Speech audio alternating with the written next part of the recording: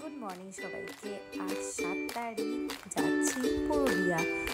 অনেক বড় একটা ইভেন্ট প্রোগ্রাম আছে, তাই যেতে যেতে তোমাদেরকে রাস্তাটা দেখাবো আর কোন দিক থেকে গেলাম সেটাও শেয়ার করব। যাচ্ছি বাঁকুড়া হয়ে, আর রাস্তায় যেতে যেতে এত সুন্দর সুন্দর গাছ, আর দেখো এখনও কুয়াশাই কাটেনি। কেন বলো তো? আমরা বেরিয়েছিলাম ভোরবেলা 5টার সময়, আর ভোর 5টার সময় এখনও পর্যন্ত কিন্তু প্রচণ্ড কুয়াশা থাকে। আর দেখছো কি সুন্দর শাল গাছের বাগান। যে কোনো দিক থেকে যাওয়ার পথেই কিন্তু তোমরা দেখতে পারবে বাঁকুড়াতে চারিপাশে শুধু শাল গাছের বাগান। আর এসে গেছি এখন বনশ্রী রিসর্টে। বনশ্রী রিসর্টের চা কিন্তু ভীষণ ভালো খেতে। আর দেখো রিসর্টটা এত সুন্দর সাজানো, আর চারিপাশে এত গাছ, মনে করবে তুমি একটা জঙ্গলমহলে প্রায় চলেই এসছো। মাঝে মাঝে কিন্তু এখানে হাতি বের হয়, আর সাথে হরিণের ডাকও কিন্তু শোনা যায়। তাই তোমরা যদি চাও বনশ্রী রিসর্টে ঘুরতে আসতে পারো। জলের মাঝখানে কি সুন্দর গাছটা হয়েছে, আমি দেখে নানানভাবে ভিডিও না করে থাকতেই পারলাম না।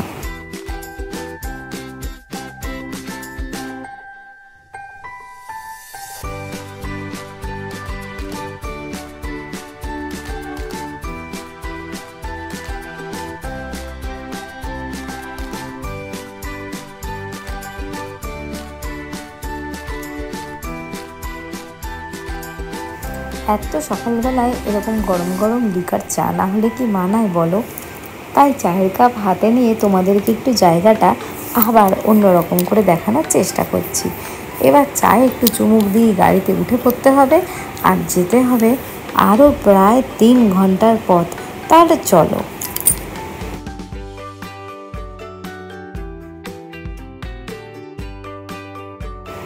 ছোটোবেলায় ভূগোলের বই পড়তে পড়তে পুরুলিয়া নিয়ে অনেক কিছু পড়েছি, তবে সেগুলো ছিল সবটাই পাহাড়, ড্যাম, এইসব নিয়ে। কি আর বড় হয়ে পড়েছি কিন্তু পুরুলিয়ার নাচ নিয়ে। পুরুলিয়াতে নাচ হলো ছৌ নাচ।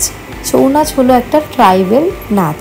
পুরুলিয়াতে যারা আদিবাসীরা রয়েছে তারাই কিন্তু এই ছৌ নাচ করে। আর তাছাড়াও কিছু কিছু ট্রাইবেল পরিবার ঝুমুর নাচও করে। আর জঙ্গল পেরোবার জন্য তারা রনপা ইউজ করে।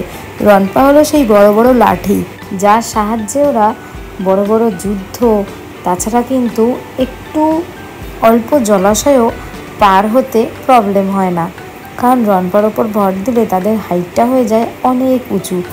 দেখতে পাচ্ছ চারিদিকটা কত সুন্দর, আর চারিপাশে পুরো মাঠ ঘেরা, তারপর গাড়ি লাইনগুলো খুব সুন্দরভাবে যাচ্ছে।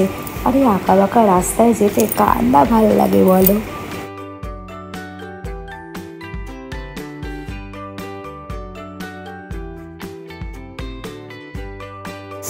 এরকম আমার মতন যদি পুরুলিয়াতে একটা বড় প্যাকেজ করতে চাও, মানে ট্যুর যদি করতে চাও, তাহলে কিন্তু কমেন্ট বক্সে আমায় কমেন্ট করে জানাতে পারো। তোমাদেরকে ট্যুরের বিষয়ে সমস্ত ইনফরমেশান আমি দিয়ে দেব। আর তোমাদের ট্যুরের সাথে সাথে লাঞ্চ, ডিনার সমস্ত কিছু কিন্তু একসাথে প্যাকেজেই নেওয়া হয়। আর ওখানে যদি বলো ভালো হোটেল, তাহলে চলো একটু পরেই তো হোটেলটা দেখতে পারবো।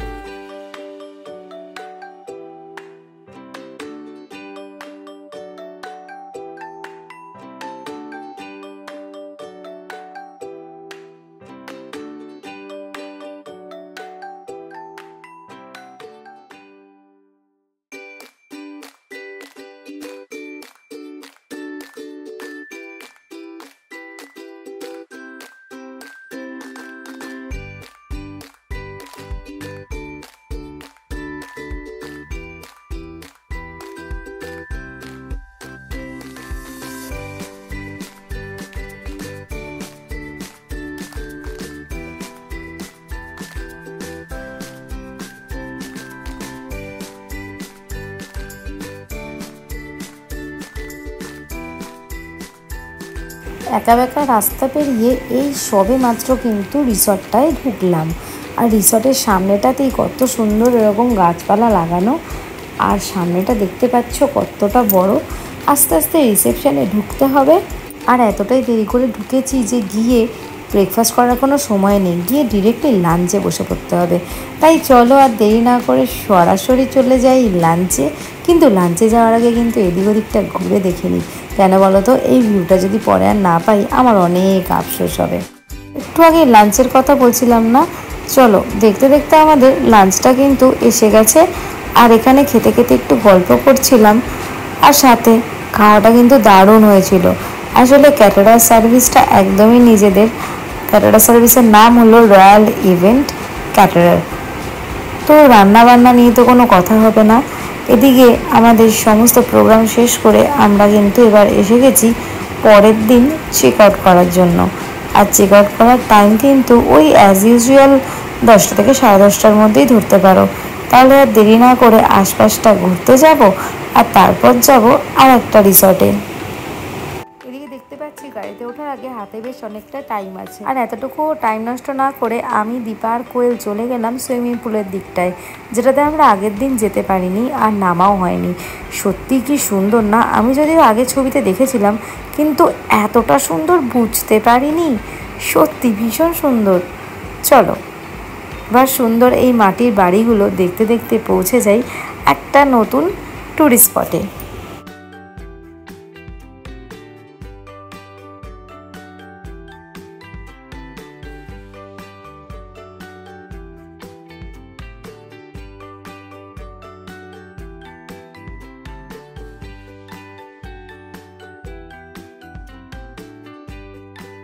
গাড়ির নিচে বসে আর হচ্ছে না, তাই সোজা উঠে এলাম গাড়ির ওপরে।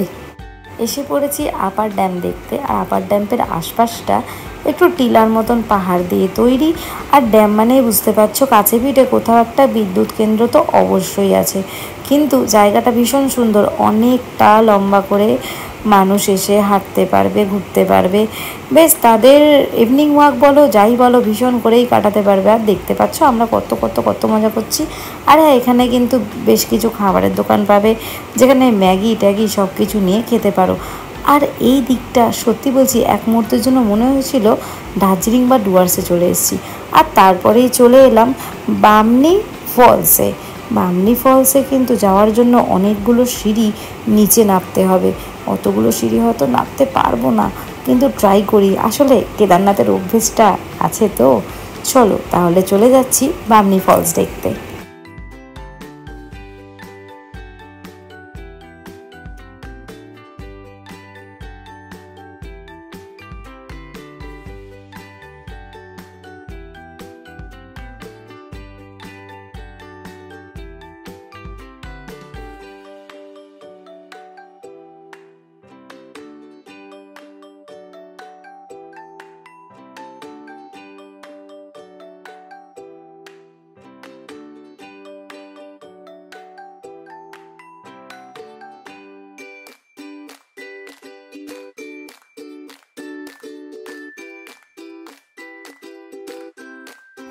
এই বামনি ফলস কিন্তু ছবি তোলার জন্য একটা আইডিয়াল জায়গা। দেখে ঠিক মনে করতে পারো মুসৌরির ঝর্ণার মতন অনেকটা লাগতে পারে। মানে ওই মুসৌরিতে যেরকম ওই নিচে একটুখানি বোট করার জন্য যেরকম টায়ার টিউব দেওয়া আছে, এখানে সেটা নেই, মানে ওভাবে চান করার মতো প্লেস নেই, কিন্তু ফলসটা অনেকটা প্রায় ওরকমই দেখতে।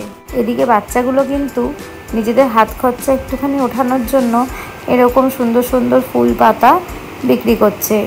অনেকে আছে এগুলো বাড়িতে নিয়ে যায়, বা অনেকে শুধু ওখানেই আনন্দ করে ছিঁড়েও ফেলে দেয়। আর এগুলো ওদের কত কষ্ট করে আশা নিয়ে তৈরি করা থাকে, ওদের থেকে কিছু কিনবেন তাহলে ওদেরই উপকার হবে। দেখতেই পাচ্ছেন শর্টকাট নিতে গিয়ে কি বিপদেই না পড়েছি, ফোনটাকেও ভালো করে ধরতে পারছিলাম না, প্রচণ্ড প্রবলেম হচ্ছিল। তাও আমি হাতে করে নিয়ে যতটা চেষ্টা করলাম ফোনটাকে হাতে রাখার চেষ্টা করেছি।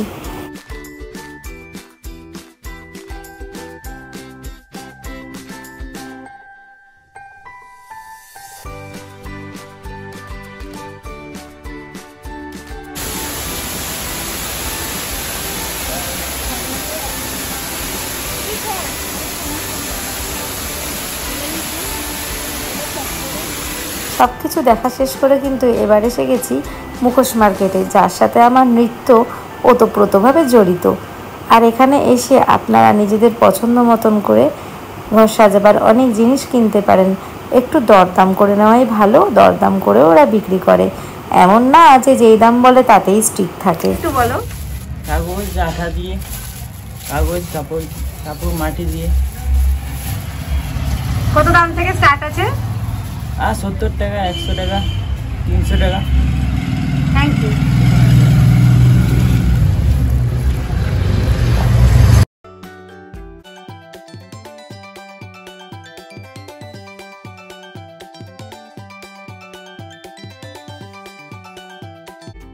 সব দেখা কেনাকাটা হয়ে গেছে, এবার বাড়ি ফিরতে হবে। কিন্তু বাড়ি ফেরার পথে একটা নতুন জিনিস দাদা খাওয়া আমাকে শেখালো। ভিডিওটা যদি ভালো লেগে থাকে তাহলে লাইক, কমেন্ট, শেয়ার, সাবস্ক্রাইব সব কিছু কিন্তু করে দিতে একদম ভুলবে না।